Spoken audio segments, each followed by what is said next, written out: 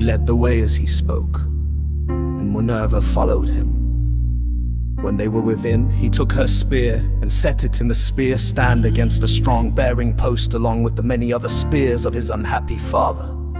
And he conducted her to a richly decorated seat under which he threw a cloth of damask.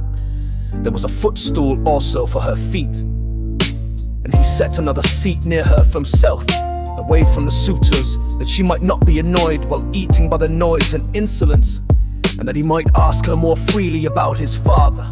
A maid servant then brought them water in a beautiful golden ewer and poured it into a silver basin for them to wash their hands, and she drew a clean table beside them. An upper servant brought them bread and offered them many good things of what there was in the house.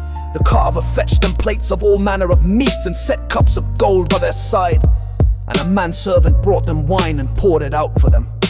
Then the suitors came in and took their places on the benches and seats. Forthwith men servants poured water over their hands. Maids went round with the bread baskets, pages filled the mixing bowls with wine and water, and they laid their hands upon the good things that were before them. As soon as they had had enough to eat and drink, they wanted music and dancing, which are the crowning embellishments of a banquet. So a servant brought a lyre to Phemius, whom they compelled perforce to sing to them. As soon as he touched his lyre and began to sing, Telemachus spoke low to Minerva, with his head close to hers that no man might hear. "I hope, sir," said he, "that you will not be offended with what I am going to say. Singing comes cheap to those who do not pay for it.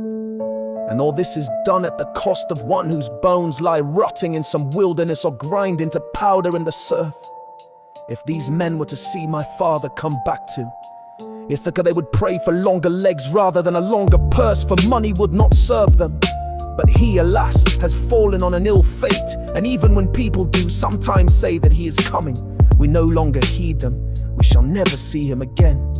And now, sir, tell me and tell me true, who you are and where you come from.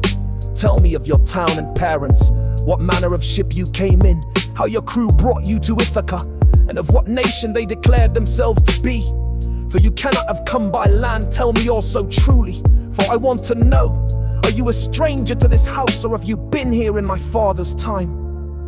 In the old days we had many visitors, for my father went about much himself." And Minerva answered, "I will tell you truly and particularly all about it. I am Mentis, son of Enjalus, and I am king of the Taphians. I have come here with my ship and crew on a voyage to men of a foreign tongue, being bound for Temesa with a cargo of iron, and I shall bring back copper. As for my ship, it lies over yonder off the open country away from the town, in the harbor Rhythron under the wooded mountain Neritum. Our fathers were friends before us, as old Laertes will tell you, if you will go and ask him. They say, however, that he never comes to town now, and lives by himself in the country, faring hardly, with an old woman to look after him and get his dinner for him when he comes in tired from pottering about his vineyard. They told me your father was at home again, and that was why I came. But it seems the gods are still keeping him back, for he is not dead yet, not on the mainland. It is more likely he is on some sea-girt island in mid-ocean, or a prisoner among savages who are detaining him against his will. I am no prophet and know very little about omens, but I speak as it is borne in upon me from heaven, and assure you that he will not be away much longer. For he is a man of such resource that even though he were in chains of iron, he would find some means of getting home again. But tell me, and tell me true, can Ulysses really have such a fine-looking fellow for a son? You are indeed wonderfully like him about the head and eyes, for we were close friends before he set sail for Troy, where the flower of all the Argives went also. Since that time, we have never either of us seen the other."